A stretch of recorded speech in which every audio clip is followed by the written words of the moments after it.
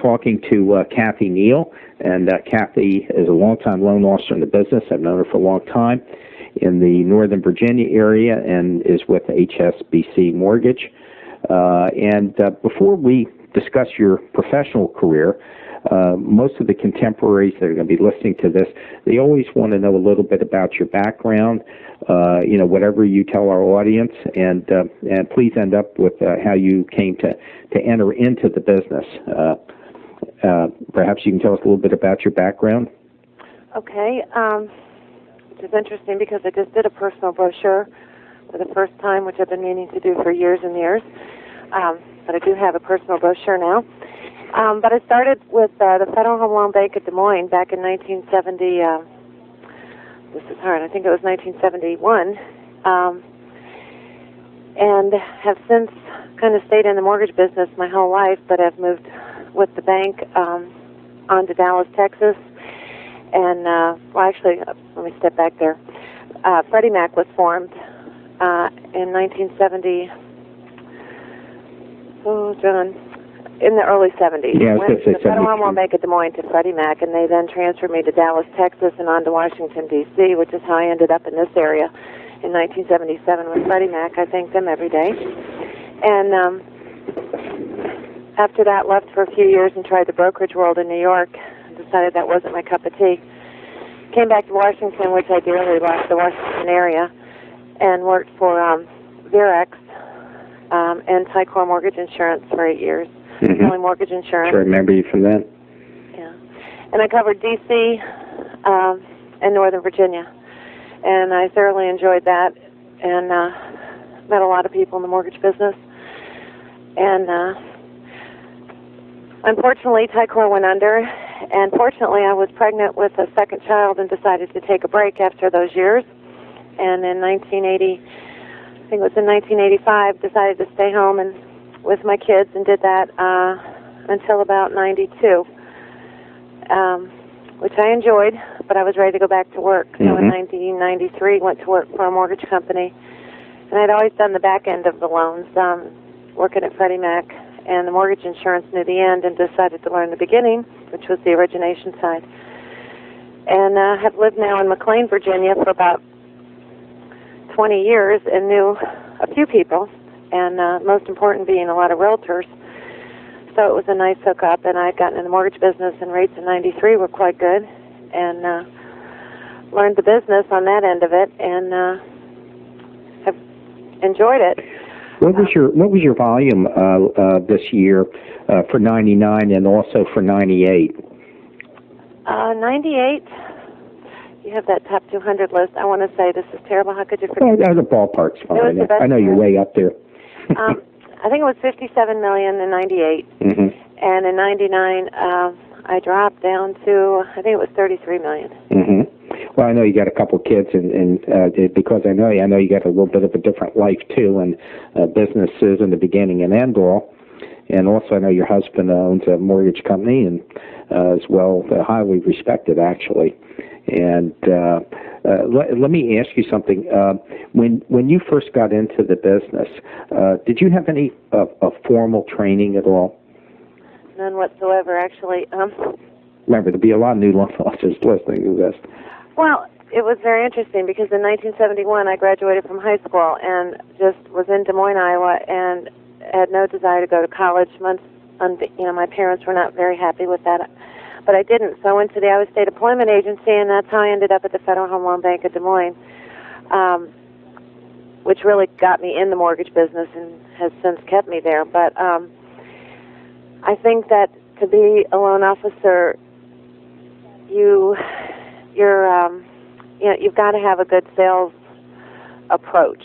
You've got to know sales, be able to sell, and be able to enjoy it. I do a lot of phone work to just get the initial contact. And so you've got to be pretty good on the phone, I think. And then it's just, it's a numbers thing. Now, you deal primarily, and have since you got into the business, you primarily deal with realtors as opposed to new homes and other forms. Do you deal with realtors primarily in the McLean, the Northern Virginia area? only McLean. I call on actually just two offices in McLean, two real estate offices, and I actually don't really call on offices. I have about 10 agents that give me, at least I know that I'm top on their list when they give out names. Mm-hmm. And that, since '93, has kept me very busy. Go ahead. I have probably over 1,000 people in my database, which I get a lot of referral business out of that. I try to keep in touch with my past clients, and that's been a good source of business too. But number one priority is realtors. With the realtors, I find this interesting, and I also find this because of the amount of interviews I do with people that I know. I find this a little bit interesting, and I think the listeners are going to find this interesting too, that you get so much business from about 10 realtors, and that leads me to believe that that you have formed very intense relationships with them. And I just wonder if you could comment on the fact of building relationships and the personal approach that's needed in this business. I think it's the most important is your relationship with your realtor. It's what's interesting too is they probably have 5 women and 5 men, so it's not one or the other. Agents being men or women. I will say that the women, we tend to have kids the same age. I mean, they run around as crazy as I do because if you're trying to do a job and take care of kids, so we kind of feel for each other. And I think that works well with women. The men, we just seem to get along well. They trust me. They know, all my agents know that, the most important thing for them is that loan to get to settlement. And they found over the years that does happen. But I would say I'm very good friends with all of my agents, and I think that's really important. Would you recommend that to loan officers starting out, that they try and bond as best as possible? I know that sounds like an obvious comment, but I think the implementation of that is quite different and at times pretty difficult. It's not easy when I've tried to work with new agents, and you have to form it, and it's just like a new friendship. Only they probably know that you're trying to form this, business. Sure. But I really do enjoy my agents, and I think it shows if you do, because you do like to socialize with them. On Friday nights we'll get together or something like that. But I also help them. I do brokers opens for them on Tuesday when they'll do brokers opens for agents if they need food, gift certificates, something like that. They know I'm always there. Open houses, I'll give them open house sheets with financing options available. Do they use them? Oh yeah. This year we haven't really needed to do many brokers opens because there's not very many houses to sell. But in the past I've done a lot of that. I like to go visit on Sundays and see open houses and visit agents there. It's a good time to talk to them. If it's a slow day and you don't see any cars, you can go in and chat with them. And if you've got a beautiful Sunday, if nothing to do, go visit agents at open houses. And sometimes they get bored too. And a lot of times women don't like doing them alone, and I'll offer to do an open with them just to have 3 hours to visit with them. I think that's right there is a great tip for our listeners out there.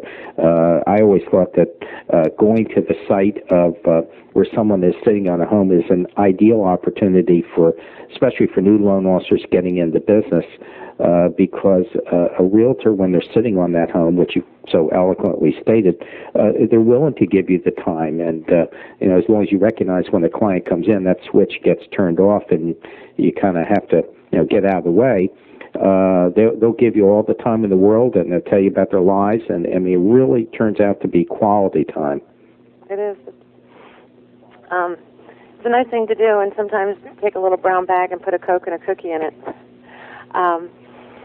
The other thing is just to remember birthdays and holidays. I enjoy sending them, flowers on their birthdays, Christmas, just remembering them at those times. Again, it's probably pretty obvious, but it's obvious, but I'm willing to bet you, and I think you probably take that bet too, that there are a lot of loan officers out there who really do not do that. They don't think of some of the obvious things to do. I know if I was a realtor and I got some flowers and a nice card, I'd be impressed. Well, I try even after every settlement to send flowers to the agent as a thank you. Mm-hmm. And what about to the client? What do you do for the client? I send flowers also. I always wait till they're in the house. Another thing I do is I go to all my settlements. So do you think that's important? I think it's very important. I figure they start the loan process with me and they should end it with me. And a lot of times I've met the seller who happens to be buying a house, and a couple times I've gotten a loan out of that. But you meet the listing agent, which you don't typically do. And if a problem did arise, you're there. But I then get their new home phone number at settlement, and when they're moving in, and I always send flowers to the client. Do you find that you get referrals from that by doing that? Oh, I think so. I mean, they always say, where did that loan come from? And I do track it, but past clients, they just remember things like that. You want them to remember you through the process, but, they're in their new home and they're loving it, and then I always do it on a Friday so they can enjoy it over the weekend, and they get those flowers, and I always get a thank you, either a call or a card always. I think it's just a little added thing. It doesn't cost much and means a lot. Well, I think that's the point.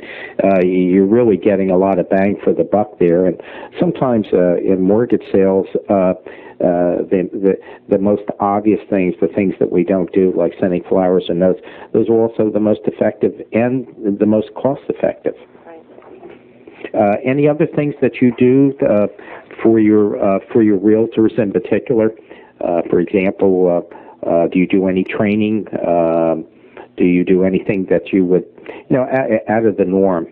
Well, I do for one office in McLean. Whenever he gets several new agents in, he will call me to do a little financing course.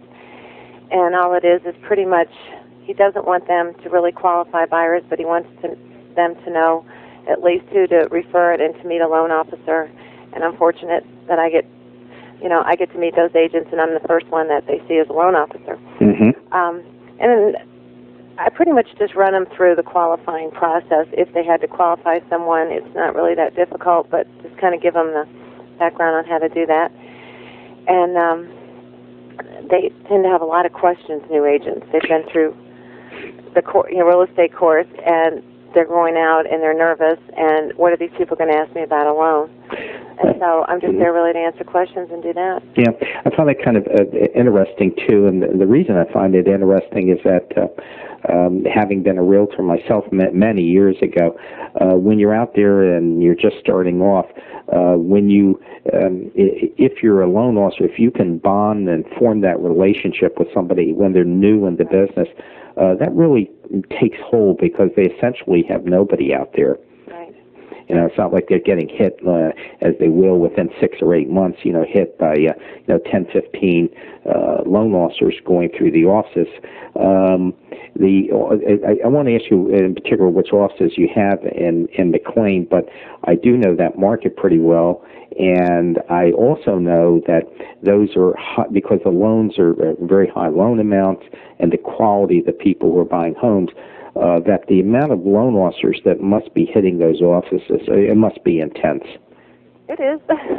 Highly competitive. I call on Pardo and Graham and McInerney. Mm-hmm. Sure. Pretty much, I would say the majority of my agents are out of those two offices. We're quality firms. Right. Actually, it's now Pardo ERA. They've changed their name. Mm-hmm. There are a lot of loan officers, and the days of loan officers going into offices is really been cut back. The brokers don't want you wandering in the offices, and just being over the years. Would you go over that aspect?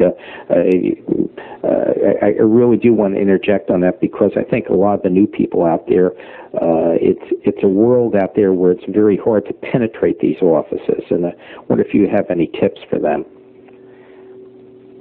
Well,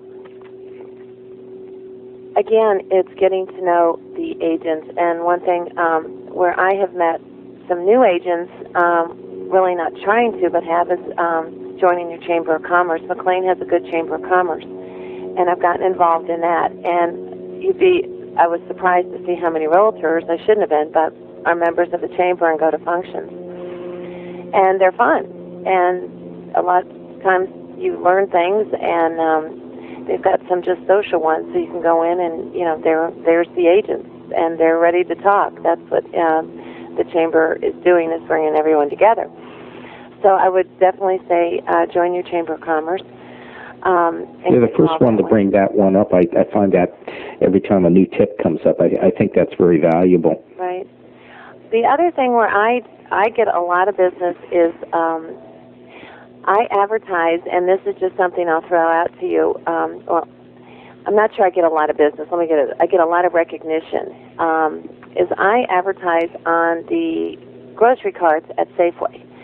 And a lot of people have heard about this, and a lot haven't. But Safeway is nationwide, and I've had people call me to see how the response has been. But I have a picture of myself on the grocery carts, and a lot of people laugh, but the name recognition, people will come up to me that I've met, and they'll say, I know you, I've seen you somewhere, and they go, oh, it's a Safeway grocery cart. And people at my church, which I don't really preach what I'm doing to the church, people at church, but then they see it, and then they'll say, oh, you're a loan officer, and they'll start, oh, I'm buying a house, or I need to refinance. So advertising does pay. Does pay. Yeah, even indirectly, I agree with you that it's hard to quantify that and to measure it, which is maybe all the more point why a lot of people don't think of doing it. I know that when I've lived out in Great Falls, Virginia for over 20 years, 25 years, I was just amazed in the local paper, the Great Falls Gazette or whatever, that would come every week, the amount of loan officers and realtors that would just, put their pictures in there week after week after week. But the cumulative effect was very interesting. Even though you couldn't quantify it, I'll throw a name out that our listeners may not necessarily know, Sue Huckabee, who I've never actually met in person, is top realtor in Northern Virginia, maybe even the top one, I'm not sure. But $100 million last year. Yeah, well, the fact of it is that you just instantly know her name. I can even visualize her, and yet I've never met her. So I do think these things have it has value in those kind of techniques. And it's not necessarily a technique that a lot of loan officers would necessarily think or even invest in. Right, and I think a lot of it is investing. You have to decide you're going to spend that money because it's not. It can be a lot of money, especially like the Gazette. I'll run in there once in a while, but to do it every week is quite expensive. If you're new, it would be hard to do that. But I really think getting your name recognition, you've got to get your name out there and let people know who you are somehow. And I found that that's just a great way to do it. Let me ask you, when you're dealing with this select group of realtors, do you get out there in terms of pre-qualifying? Do you do a lot of the pre-qualifications for them? And do you find that of value? Now, by that, I'd like to distinguish between a pre-qualification, as you and I would know it, where it's not a really pre-approval using DU, for example.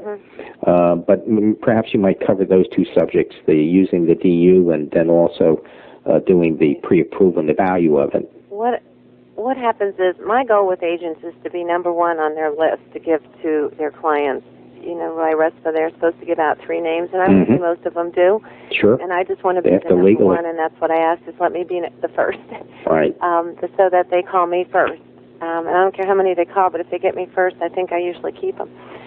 And I do a lot of pre-qualifications. I think I told you, John, I work out of my home. That's good and bad. I can be, work 7 days a week, 24 hours a day. And I do put my home number out, and I really do love my job, and I don't mind working at home. I do get a lot of pre-qualification. People are calling just to see they're going to go out for the weekend, and they want to know if they can afford this. I think the best thing that I do to get a client into me is my good faith estimate. I am on computer. It's the good faith estimate is put very well in that it shows all the closing costs, how much cash is needed to close, and what their monthly payment's going to be. And that's all they care about at that point. how much money is it going to take at this price, and what's the payment. So I run through the figures with them and tell them this is just a pre-qualification based on my opinion, and send them that good faith estimate, but they have it, and I can have a conversation, have it faxed to them within 30 seconds, and it's usually the first one they get, and they always say it's the easiest to read, and it tells them what they wanted to know. I find that once again, I find that interesting in a very subtle point here, and that is that sometimes it's not just the good faith, but the layout and the readability that has value, which is not something that I think most managers in the business and people in the back office who do these things would necessarily think of. Well, I know some people are still doing handwritten good faith, and I've had a lot of clients say they just wouldn't even deal with somebody that does a handwritten good faith. Mm-hmm. And there's just a lot of people out there doing that you've got to get it on computer. Do you meet with people face-to-face before the sale? Not sometimes. It really depends. Some agents want them to meet me, and I'll meet them before they go out. A lot of times on Saturday mornings, I'll go up to their office and meet with the client before they go out and look for houses. To go over numbers. It seems that time is so critical these days, a lot of people would rather just do it over the phone. I enjoy face-to-face ones, but a lot of times it's just done over the phone. And at settlement, a lot of times, another reason to go to settlement is I've never met the people. It's done so much now over the phone and through the mail that I don't get a chance to meet them. I do it over the phone, and they FedEx their documents, and I send them a loan app. That part of it, I think, is very sad. I find this enormously fascinating because, as you know, 10, 15 years ago, when people had more time, right. You would never have heard this kind of comment in an interview. Absolutely never. Right. But I do find that sad. And at the bottom, when you have to go face-to-face mail, I'd say the majority of mine are by mail. I take it over the phone. The other thing is the rush is now they have to have this pre-approval pretty much to get a house these days. The market's so good, and they're fighting over the houses, so they have to be pre-approved. Now, you mean, when to be specific, you mean subject only to an appraisal. Exactly. Mm-hmm. And what we do then, so when I get that phone call, a lot of times they say, we're ready to buy, and they say we have to have an approved loan before we can make an offer. Then you get to the DU and the LP, which is incredible in my mind that we've just started using. But I can do a telephone loan application now at my home, and I then go on my computer and go on AOL, mm-hmm. and I am hooked up to Loan Prospector through Freddie Mac. And I can do this on a conforming loan, a jumbo loan, or an adjustable rate. And I can input a loan in, probably about 2 minutes now. Once I've taken the loan application over the phone, and it comes back and gives me, tells me whether it's an accept, a caution, or a bad loan. I Sure. also can pull my credit scores. It does a 3-bureau merge. I can get the credit scores and pretty much write an approval letter based on credit, subject only to an appraisal. And that's incredible. Can you do this for loans? I know in your marketplace you get loan amounts, I'm not saying they're necessarily typical, but from $500,000 to $1 million. Can you do approvals up to those amounts? Or? Sure. Yeah. If I get a certain statement back from the LP, our company has said we will take that loan. And I pretty much, after being in the business, I'm not, an underwriter, and I can't sign as an underwriter, but I know, I feel like I know a good loan. And being able to pull your credit scores and knowing what the credit's like, it's just another added thing that, you're going to get that done. It's based on everyone telling you the truth, because really you're doing that off a telephone loan app without documentation. But I have, all these years, never had anyone not be truthful, so it's worked out real well. And then they get the house based off this letter. A lot of people say it's really based on, I had an approval letter. And once that contract's ratified, they typically send me the information immediately. Mm-hmm. Do you actually look at the credit reports? I actually look at a credit report before I will put my name on it, yes. Good. Mm-hmm. What about, it probably doesn't happen too much in your market area, but I'm sure it does happen now and then. What happens when you get credit scores in the 600, low 600 up to, let's say, 650, 680? What do you do when you have what looks like could be a problem? Well, I send it to my husband. No. Well, I do that sometimes. His company, HSBC, does have an A- program with Freddie Mac, and the LP will actually put you in an alt-A program depending on credit. So we do have that to offer if the credit score is low. Have you found that I just did an interview where we talked about this particular aspect where a lot of people in the credit industries now are not reporting properly to the credit bureaus because either they want to keep a higher rate loan on the books, and in some cases it's now spreading to where people that have market rate loans, their credit isn't getting reported. Have you run across any of that? No, I haven't. Yeah, it's pretty prevalent out there with enough that the FTC, I believe, or the Federal Reserve, one of them has stepped up to the plate and started to warn people. I want to transition into a completely different subject that I think definitely applies with you because I know your particular lifestyle and your family and the kids and everything. And I think there's a lot of loan officers out there that have a lifestyle a bit similar to yours in the fact I know that you could do a lot more volume, but did you put aside this because you have a family and a different life and a husband who's in the mortgage business? How do you manage your time to get all this done? Because you have, 2 young kids, if I remember? I have 3 kids. You have 3, okay. That are 11, 13, and 15. Right, And they're definitely my priority, and I put them first. They might not say that, but I feel like I do. And it's hard. But another thing about working out of your home is I can do things in the evening. I can do loan applications. I can do so many things. If you can't sleep, if they're out in the evening, I get a lot done when they're not around. So you would recommend this people utilize their homes more? I just can't imagine why more people don't. I get so much more done between 9 and 3 at home than I ever did in an office. There's just, no one to talk to or have coffee breaks with, which some people need, I guess. And I just really enjoy the peace and of the quietness of it, and I get a lot more done. I know what my hours are that I've got to work without anyone bothering me, or having the kids around. I shouldn't say bothering, but having them here, and I get a lot done from 9 to 3. And then I try to be here when my kids get home from school, and try not to be on the phone all the time.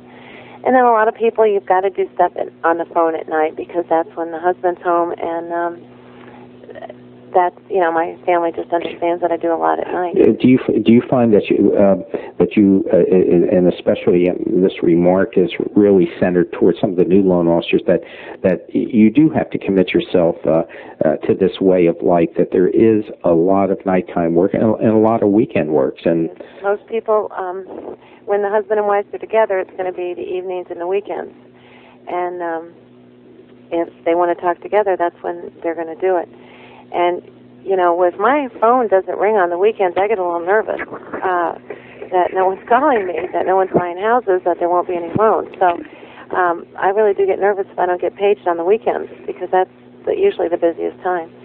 Or Monday mornings after they bought a house, and on Monday mornings you want your phone to be ringing. But it's I definitely think you have to commit to a lifestyle that you're available. I have my pager with me 24/7. I don't. Do you use a cell phone? I use it, but I use it for outgoing. That's one thing that I haven't gotten used to is the cell phone ringing constantly.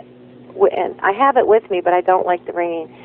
And so I don't give that number out. I use it to return calls, but I have my pager on with me all the time. I just did an interview with somebody who, it's not even on the tape, but after we were finished, he said, he does the same thing you do, where and I think this again has value, where he does not have a cell phone for incoming, or at least he doesn't give it out a lot, but he does use the beeper.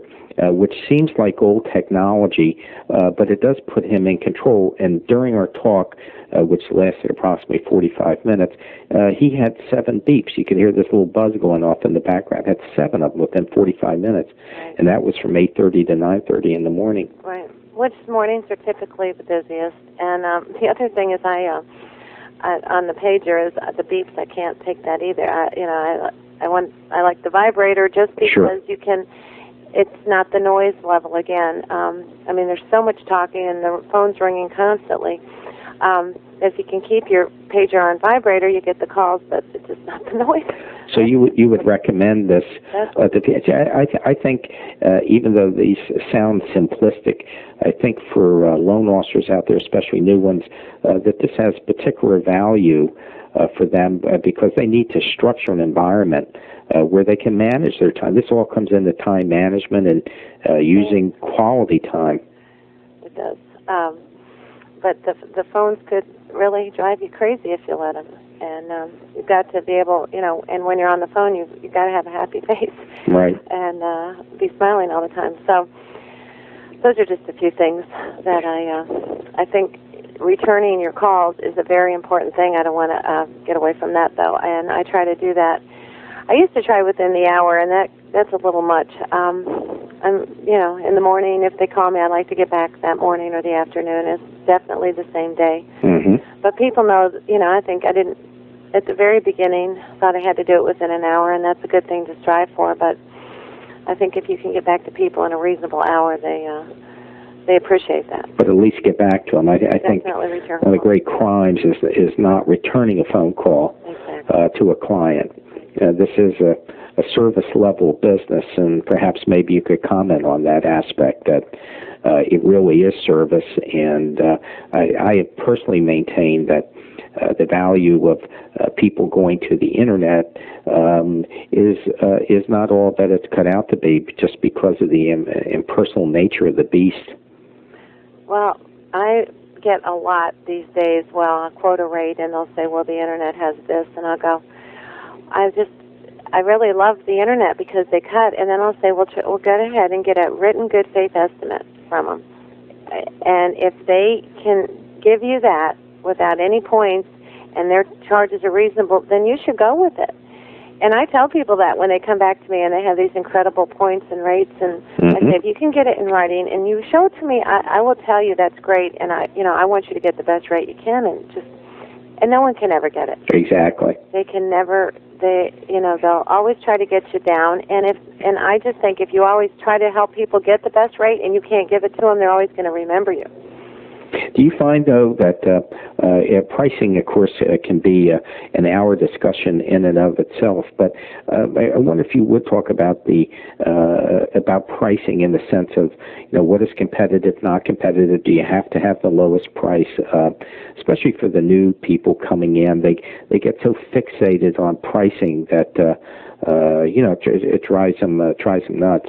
Right. Well, that should go to all the sales trainings, that you never give the rate first. And I've always tried to remember that when someone calls and says, I'm just checking your rates, that's the last thing they're going to get out of me, is just to turn the conversation around and get into what's the sales price, and, have you been pre-qualified, or, has your contract been ratified? And it really helped me at the beginning when I got in the business to have these questions on how to turn that conversation away from rates and to ask questions which they have to answer, and then you get to the rate. And by that time, you've found a little bit more out about them. And, do you need a 60-day quote? Do you need a 30-day quote? Is the seller paying anything? Do you want me to build some points into this quote? Or, would you like a 0-point quote? A lot of times they don't know 0 point, 1 point. They don't even know exactly. What that is. And it's amazing these days. People still will say, is 1 point equal to the sales price or the loan amount? So you can get a lot out of them if you turn the conversation around and just ask them questions. I think rate's very important. That's why you need to pick the right company when you start this. Hopefully you get with a good company that's competitive. So, yeah, you use that word competitive. I think that's the operative word there, is that for people, you truly don't have to be the lowest, but you do have to be competitive. Right, and you're never going to be the lowest in everything. No. Maybe one program. Sometimes we're better in the 5-1 arms, sometimes we're better in 30-year conforming. And as long as you can be close to everyone else, and you'll know that. I mean, if you call on realtors, they'll let you know if you're competitive. Or if you go in offices, I like to pull out rate sheets. If I walk by, I'll pull 2 or 3 rate sheets and just check my rates against theirs. I find that's a really good way. Not that I think rate sheets are always truthful, but at least gives you an idea of whether you're, in the ballpark. Right. Have you ever lost, if I said if you ever lost a loan because of rate, the answer would be yes. But in a more general sense, have you lost what you would view as a significant amount of loans over your career with people that are fixated on pricing? Or is No, I've lost a few, and the ones I've lost, I've said, that is so incredible, go. You need to get that rate. I can't match it. I mean, I hate it, and but I always, my secondary department, I always call. If they fax it to me in writing, and I know they have that, then I will go to my secondary and say, is there any way you can work? Do you have any room to give on this? I can take some cut in my commission if I feel I need to, and I will do that depending on the loan. Nobody wants to cut their commission. Sure. If it's from an agent, if it's a, larger loan amount and there's room there, I hate to lose. Yeah, there's a couple schools of thought on that, on cutting commissions. I think I probably run into an equal number of loan officers who, to be their death day before they slice something. And then there's others that are a little more flexible on it, understanding that you may take a bit of a hit, but you're going to get more deals. I think there's a midpoint in that argument, though, where if you cut too much, you start to get realtors who and clientele who start to expect it. Right. I surely wouldn't make it a practice. Those are where it comes down to the ones where they've just found somebody that really is aggressive in that program that day, and they want that loan. And if there's any way to match it, and I'm within reason, yes, I will take a cut to get it. Especially if it's an approved loan and they haven't locked in yet and you've already done the work. It's a little different if you're quoting up front and if you're quoting at the end, in my mind, because if I've done the work and I've got a loan sitting in my pipeline that's approved, I really don't want to lose that loan. And I'll pretty much do what it takes to try to get it. But if you're up at the beginning and you haven't done any work on that loan, and it's really, cut or not get it? Yeah, then you got to think twice or see how close you are. But I would just really say, research your companies and look at rate sheets and, talk to people before you go with a company. I really like being with a large bank. I was with a small brokerage firm at the very beginning, and it was great. Unfortunately, they closed their doors, and I have enjoyed having a large bank behind me. But that's just personal preference. Yeah, it is. I think for every one that says that, there's somebody else out there that really likes working. Yeah, they enjoy working in a smaller world, so to speak. And but you get both ends of the deals. And I've talked to people from Norwest that they just swear by it, the whole corporate culture, and it works for them. So I agree. It depends what you feel comfortable in. In today's market, and the market that we're talking about is one at the end of the first quarter of the year 2000, where refis have pretty much disappeared. Do you find that the people that you're doing business with today, are they locking in up front, or are they floating? I would say 99% of my people are locking in. Right up front. Everyone's very nervous about rates, and they're locking in. And And yet the long bond has actually, the last month or so, has actually kind of gone back down. Exactly. But that hasn't pulled rates down. And, right. You know, the thing is, I think people, and I try to stress this, that, you know, if you lock and rates go down, you try your best to renegotiate. You know, nobody wants to lose a loan in their pipeline. But if you don't lock and rates go up, you know, you're dead. So that's kind of my philosophy, is that, you know, if I could predict interest rates, I'd tell them I'd be a millionaire, but I'd rather be safe than sorry. And do you find people that and there are always a couple out there, but I mean, in a general sense, people that want to renegotiate with you if the rate goes down? You know, if you give them an 8, and then all of a sudden the market's now at 7 3/4 or 7 5/8, that phone call's coming. It's coming, and you kind of know those people, and you do your best. And I've had, you know, I've lost not many, but a few loans to that, and you know, you're gonna. But again, that's rare. They don't want to go through that process again. It's not, you know, I think the loan process, I know it's gotten easier, but still, people just giving you all that paperwork in their eyes, they don't want to go through that loan process again.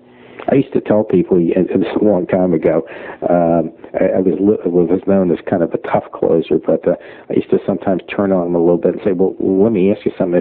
If the rate goes up, or you know, are you going to call me up and say that, you know, could we give you the higher rate? And which could, you know, kind of get them at times, but just I think out of a sense of frustration, you hate to get those price shoppers. Exactly, but you're going to get them. And the internet, I think, is something that, you know, they, during their time of being locked, they go check the internet, and they'll come back and they'll say, well, rates have done this or that, and I'll go, well, you know, should have gone with them in the beginning then. And but. Do you find you deal with, because I know your market inside out, you deal with a very sophisticated clientele, and by clientele I mean not only realtors but the people that are purchasing homes in that area. Do you find that your people are using the internet, if for no other reason than to research the marketplace? That's what I find. I don't think I've lost a loan to the internet that I know of, but I find that interesting. More and more are just, you know, they check the rates and they'll come back and say, you know, I have this. But I can't say I've lost a loan to the internet. I mean, I hate to even say this, but of the calls I get, I would say that I don't lose very many of them. I really don't. If one of my agents sends it to me, I am 9 times out of 10 going to get the loan. You get you've been talking about calls that are coming steered to you by realtors, and I absolutely like the concept. I almost commented on it, but I thought it was just so valuable, I just kept my mouth shut on getting that first call. I know when I was out there in the real world doing what you did, that was my big pitch to realtors. They had gone from being able to recommend one person to having to, you know, recommend 3 people legally. And I forget when that was. It's been some time back, but my pitch was always, you know, just get me the first call. Right. And absolutely, if you got that first call, then you really felt that you had that realtor in your pocket, and you could get that deal.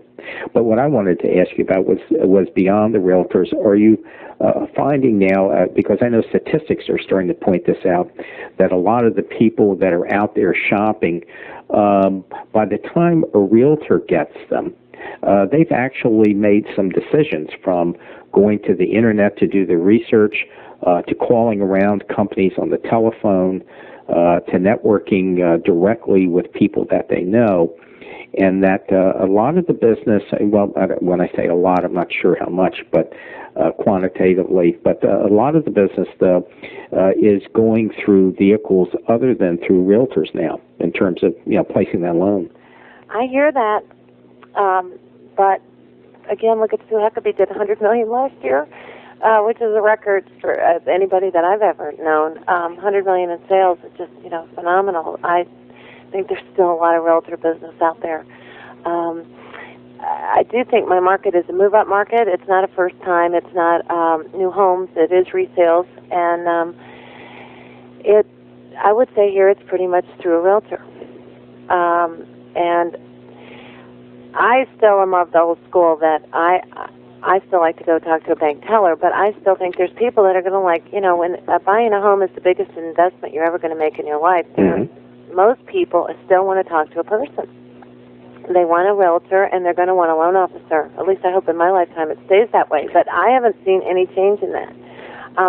My business has not slowed down at all. I think 98 you can't really compare because there were so many refinances. Sure. I typically do about 10 loans a month is what I try to, stay around. And I continually do at least 10 loans a month. That's just, I think your average loan amount at least 250 to 350. It's probably about 280, John. Right in there. 280, yeah. Sure. And it's continual.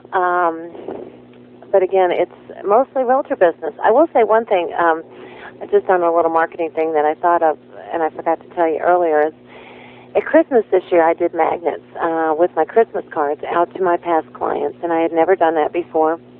And I had several calls, still get them, that they just took it out and stuck it on their refrigerator.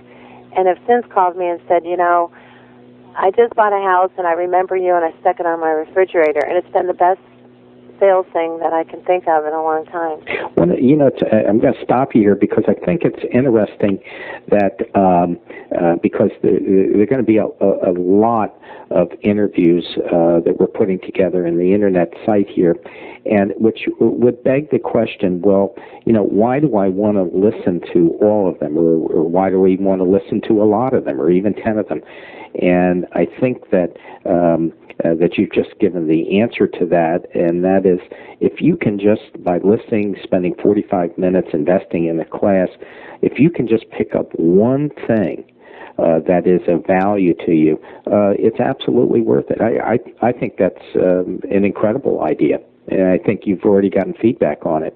Certainly couldn't have cost you a lot of money. Definitely. I mean, it's a magnetized business card is all it is. And when I go in a realtor's office, I kind of just put them around on any file cabinets I see, too. I always tell people I don't want to interject myself, and I find that I do it, but that's because I'm a yapper and kind of have an A-plus personality. But I do remember something else along those lines that will give some validity to your comments. And many years ago, this is in the early 80s, I was a regional manager for Travelers Mortgage, and we had a big convention down in Ocean City at the convention center.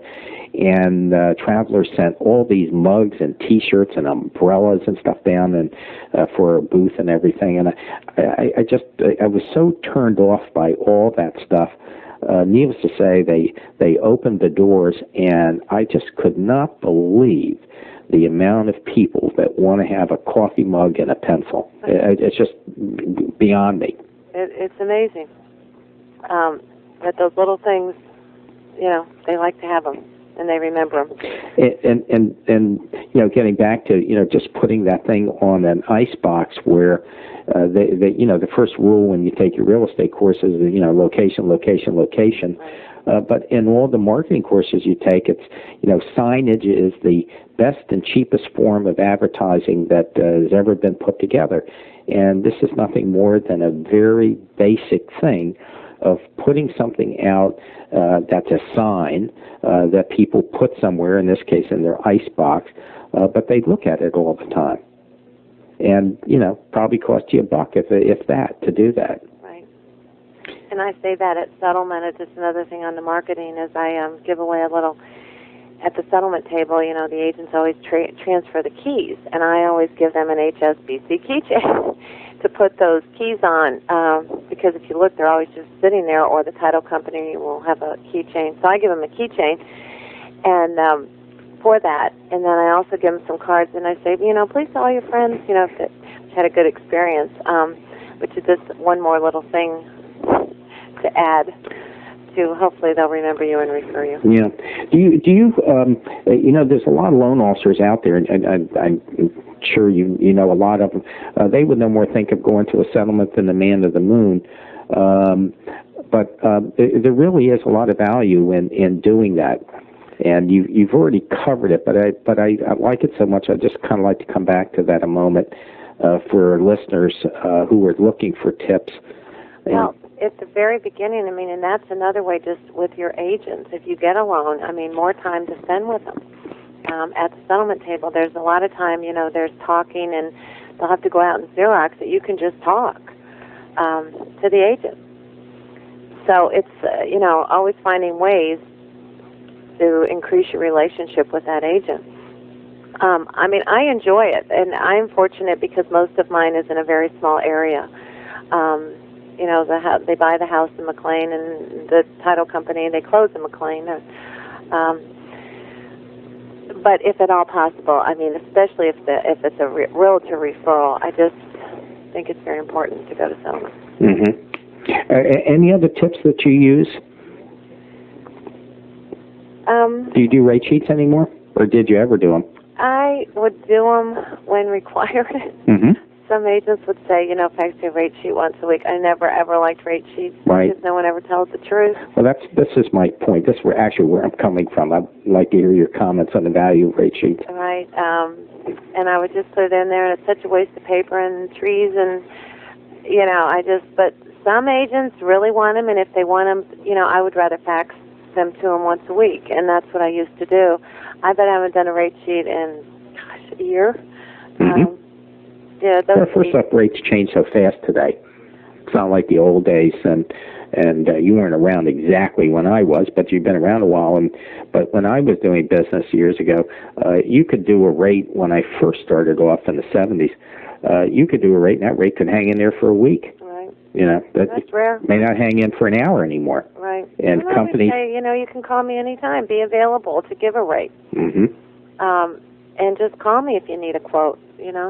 I'd much rather do that than you have a pull rate sheet that's old. Mm-hmm. How do you keep up to date on, and I don't want to discuss anything that's proprietary to your company or any company, actually, and I tell people that, but how do you keep on top of rates and throwing a quote out when someone calls you and say, I need a quote now, and it's, 3 o'clock in the afternoon, and the stock market is tanked out by listening to your radio, and who knows what would have happened to rates from yesterday's price? Well, I'll tell you one thing is I firmly believe in a company called RateLink. I don't know, are you familiar with that, John? Just the name. They page you 3 times a day through your pager and give you the market at an opening at 8:30, at 10 o'clock, and a 5 o'clock close. That has saved me so many loans because I know where the market's going at all times. And if I know the market's tanking and rates are going to go up, I can call somebody and pretty much guarantee that rates are going to be changing. Do you take a shot and give a quote out and maybe, add 0.1% in there knowing that's probably where your market is? No. I get my rates every day around noon. They're faxed to my home every day around noon, and I tell people my rates come out around noon. They're good till 9:30 the next morning. That's your option when to lock in. Come hell or high water? No, unless the market really changes. But that's typically the way it happens, and if you want to lock, that's it. At 9:30, my rates are dead until the next day. And I do that pretty much if they've decided to go with me, I want them to know that, so they don't think they can, So you think that's a good sales tool, letting them know up front? Right, that's the way it works. But it's just, I don't ever change the rate, but I can kind of tell if there's going to be an afternoon price change. And that's mainly from RateLink, and I just think it's a great service. It's very reasonable. It's like $300 a year. I believe it or not, I met him, the guy who started this many years ago, maybe 12 to 14 years ago, met him at an NAMB convention in Florida. So I'm now that you're mentioning this, that's exactly what he did. That was build his whole company up on that premise. Well, all the good loan officers I know are hooked up to RateLink and are notified of the market, and it's just good to know. Where's he located? Is it out of Massachusetts or? I think it's in Southern Virginia, somewhere. What I believe, I can't remember now. I think he'll probably get some calls from whoever listens to this. But I think this is. I think the point of it is that you spend at least how my take on this is that you've got to be willing to invest $300, and you probably save yourself $5,000 in a year. Oh my gosh, the amount of loans that you will save if I remember in October last year when rates hit the all-time low and then started up that day. Mm-hmm. I mean, they also paid you if the market moves more than a quarter, and I was getting paid like every 5 minutes that rates were going up, rates were going up, rates.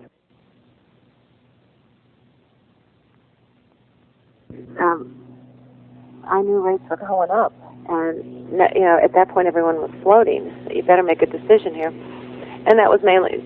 And I mean, you can turn on the TV if you're near there and see what the market's doing, I guess, for the radio. But to be paged continually, and my lifestyle, it's easier to look at my pager than to go anywhere else or turn it on the radio. But that's just a good service to have. And I tell people that are floating that I am notified 3 times a day of what the market's doing, which I can't guarantee them. I can tell them if the rate's going to stay, but I have a good idea. Mm-hmm. Do you find a lot of those people that are floating? Do they end up locking because of using RateLink, where they if the market really tanks out, that'll kind of push them into locking? It does. It pushes a lot of people. Mm-hmm. I mean, they're going to get the news. I'm just getting it faster. RateLink usually is going to give me the before they hear it, I can call and say. Typically, that's what happens anyway. That things are changing, and they might want to consider locking in. Mm-hmm. Well, I'd like to switch over and talk about something entirely new here. We're getting toward the end of our talk, and that is on the value of having a good array of products, understanding that different things work in different markets. Well, my expertise has been pretty much the conventional loan, jumbo, or adjustable rate in my market. I don't even quote FHA and VA. I don't get many requests. It's not something that I know, and I don't like selling what I don't know. I go through interest rate changes on pretty much what I sell. Right now I'm doing a lot of 5/1 ARMs because rates are lower than a 30-year fix on a jumbo. Do people get scared? Do you have more luck on a 5/1, and forgetting whether you have special money or whatever, but in the marketplace, do you find people get a little nervous that they're going to roll into a 1 year, or would they prefer a 5/25 or a 7/23? They like the 5. I think the average life of a loan is 7 years, but 5 seems a long time to most people. And without having a prepayment penalty, they can refinance at any time and get out of it during the 5 years, which is what.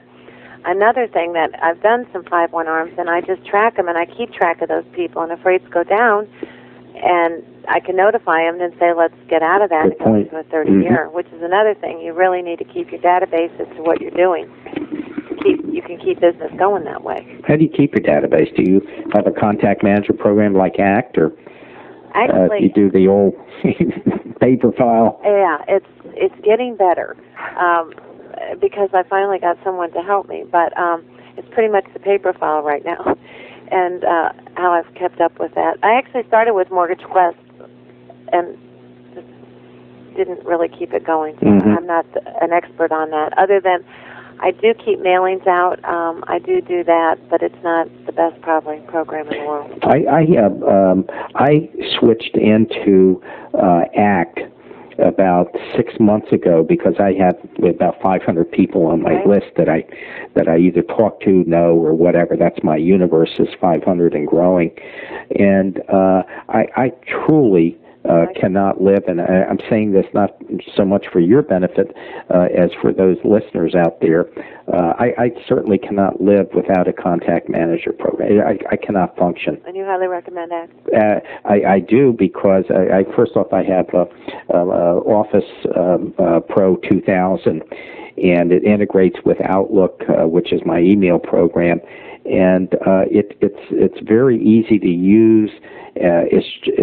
It's ease of use. You do not have to be a techie, and this is really kind of a high-tech product that you do not have to be a techie to use this. So I like the ease of use. I like the fact that I can talk to somebody and that I can literally sort by company from A to Z or Z to A, and I can sort by click of a button, a mouse button, on a person from once again A to Z or Z to A. Where do you get that? Where do you get ACT? It's made by a company called Symantec, SYMANTIC. And they have an 800 number from the 800 directory, and you can call and get that product.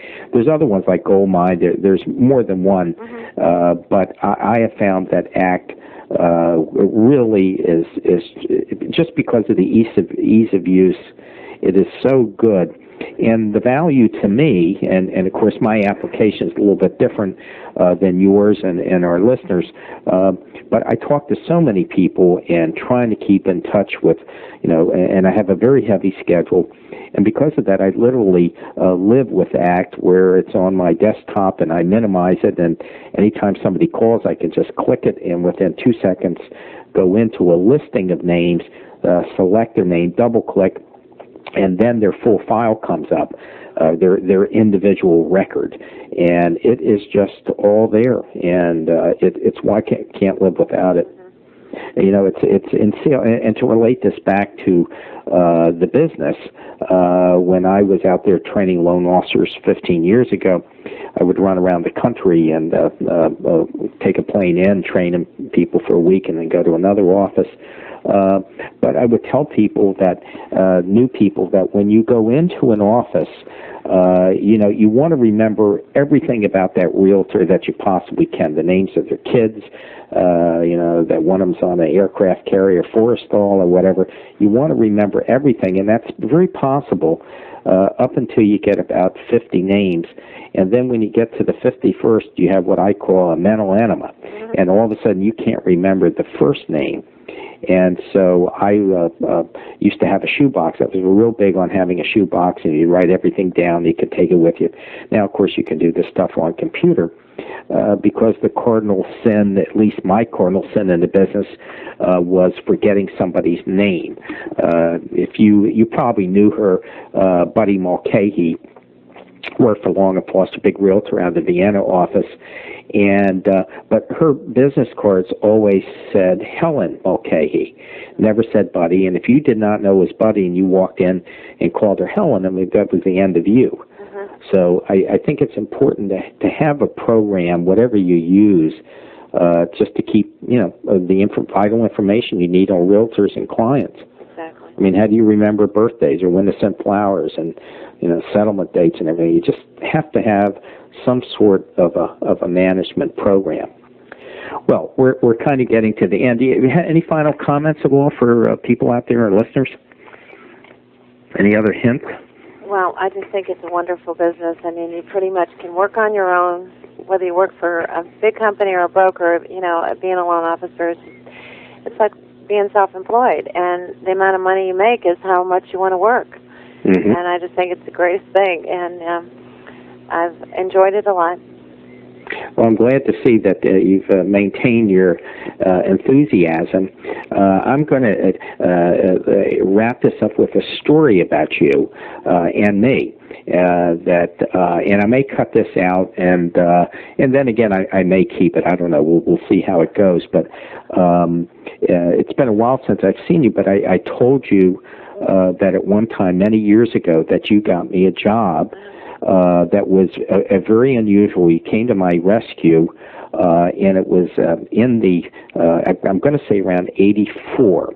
And I was looking, and the story is like this. I was looking for a job. I had been with a fairly large company running all their computers, even though I had a marketing background, a pretty successful one, and wanted to get back into it anyway. I was looking for a job, and one day you called me up. You would not remember this, but I did send you roses. And you said, well, why don't you call this person here? Just for, because I don't want to get sued, I will not use his name, but I'll use his acronym of the Silver Fox. which may bring his name back to you. If not, when we go off tape, I'll tell you the name. Right. And the Silver Fox did not have that name for no reason. He was a very slippery individual, and but he was very good looking, very august, and had silver hair and everything. And but he was a bit of a slime bucket, and but I didn't know it at the time. And so anyway, we were meeting. We had met once at the Georgetown Club, and had a very nice talk and everything, and he liked me and wanted me to be a regional manager. And we were going to meet at a bar at Clyde's up in Tyson's Corner. I know you're very familiar with it. Mm-hmm. And so we met up there, and he brought his, he was the owner of this company, had about 4 or 5 offices at the time I was going to run, and he brought the president of the company with him, who was a very quiet, studious kind of person. He was an accountant, really, and real nice fellow, but didn't really know the marketing side worth a nickel. And he had said to me, well, why don't you bring along what you want in terms of salary and whatever. And I said, fine. So I had this thing in my pocket of what I wanted. I forget the number. I wish I could remember for a discussion. It was a long time ago. And the story is, and why I remembered you through all the years, was that as I was literally reaching in, I had my hand in my vest and was pulling it out, he split it literally. It couldn't have been more than a fifth of a second before me. He reached out and pulled a piece of paper out as my hand was in my pocket and said, well, why don't you take a look at this and see if this is a basis for us to talk? And I opened it, and the money that he wanted to give me was 3 times the salary that I was going to ask for. It was huge. And it had stock options. It had everything in it. And it was all I could do not to drop dead on the spot. It was more money than I had ever even dreamed that I was capable of making. And it was all I could do to say, well, I need to talk to my wife. Would you mind if maybe I gave you an answer tomorrow? And I walked out of there, my legs were shaking. And I'd never been offered anything in 6 figures ever in my life. And it was just beyond the realm that this could possibly happen. And it all took place over a split second, because if I'd ever, and as I said, they called him the Silver Fox, if I had ever pulled this thing out and given it to him, I have no doubt the whole process would have been reversed, and he would have wanted to take a day. So anyway, that's anyway, it was not a match made in heaven. But it brought me a lot of money for a good period of time, and then I moved on to something else. Well, anyway, that about wraps it up. I wanted to thank you for your time, and it's been a wonderful talk. It's been very enjoyable.